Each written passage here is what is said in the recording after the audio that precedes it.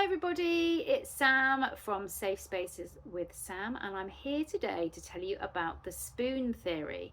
Now, the spoon theory is a really great thing to do with your kids if you're trying to pinpoint flashpoints in the day where things start to get unravel and go a little bit wrong.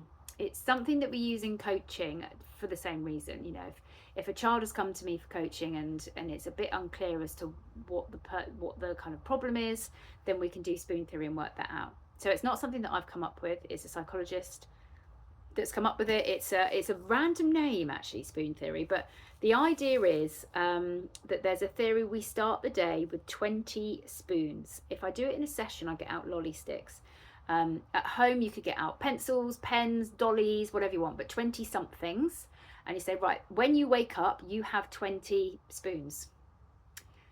As the day progresses, you use up those spoons from doing different activities. Okay, so for example, a child that is really struggling to get up in the morning, and when you go in, they're like, I don't want to get out, and they have an argument with you and it's all terrible. They could maybe use up 2 spoons just by doing that.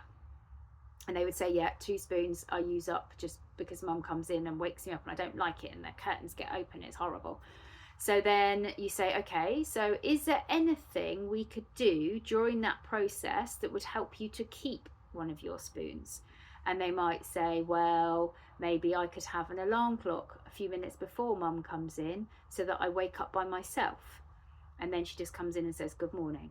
Or once mum comes in, I've got a speaker in my room and I make myself a playlist with all my favourite songs and I have that put on.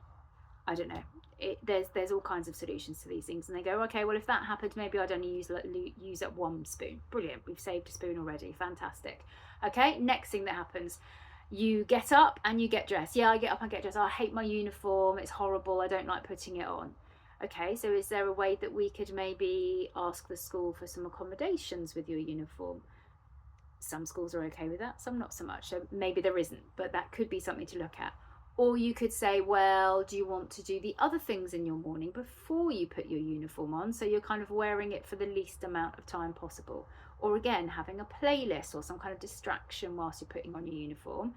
So you're not focused on the sensory issues that may be occurring from having that on, as an example. Okay, so then you go down in the morning and you maybe have breakfast. Could you have a crunchy or chewy breakfast that activates the vagus nerve? I've got another video on vagus nerve, watch that. That will help with your regulation, so you use up a few less spoons. You get the idea. So what you do is you sit down and you work out 20 spoons, lolly sticks, and you take 1 away, 2 away, 3 away, whatever it might be for each event that happens. And whilst you're doing that, you're then talking through with your child how they're feeling at each part of the process during their day. And you're saying, well, what could we do to help with that? Can we put this in place? Can we put that in place? Let's have a plan. Let's do this. Let's do that. And then hopefully they will use up less of their spoons so that when it comes to the end of the day, they've got more left. Because I don't know about you, but sometimes bedtimes can be very, very tricky. So the more spoons your child goes into bedtime with, the better. So a key point is coming back from school. What is it that they need from that transition between coming back from school and dinner time or doing their homework, whatever it is? Can you do some vagus nerve activation as an example?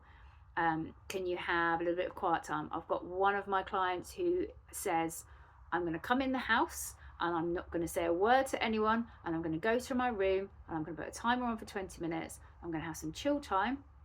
Once that 20 minutes is up, you are quite welcome to come and talk to me, or I'll come down to you, but do not talk to me in that time, because we identified that window of time between school and home, he needed that regulation. There was no way that he wanted to be talking to people all about his day, and it was making him angry and it was using up spoons. So easy fix, get that 20 minutes in. Parents were fine with that. They were like, absolutely, we can let you have that time when you come home, it's fine with us. But unless you work it through with your child at each moment of the day, you're never going to know that. If they come home from school all dysregulated and you're saying, what's the problem, what's gone on, and they can't tell you, because it's not necessarily one event. It could be a lead up from all of the things that have happened during the day, and that's the whole point of the spoon theory. You've got to understand that your child is using up spoons all through the day, most of which we have no control over. You know, when it gets to, okay, you've got to school and you've got 15 spoons left, what happens at school? Could be all manner of things. They could have a sub teacher who's horrible that uses up 5 spoons. They could have a lunch they don't like that uses up a couple more spoons. They could have had a fight with somebody. Could be loads of stuff. So we need to try and make sure that the bits we can control, either end of the day, we are using up the least amount of spoons we can and trying to put as many back in at the other end as we possibly can. And I think as a parent, it really, really helps to understand that and to figure out with your child, you know, what it is that you can do during the day. And of course, coaching can help with that too, because I've got lots of different tried and tested methods that I can use with my clients. So there we go, spoon theory. Do it with your child. Let me know how it goes, and I shall see you soon. Bye.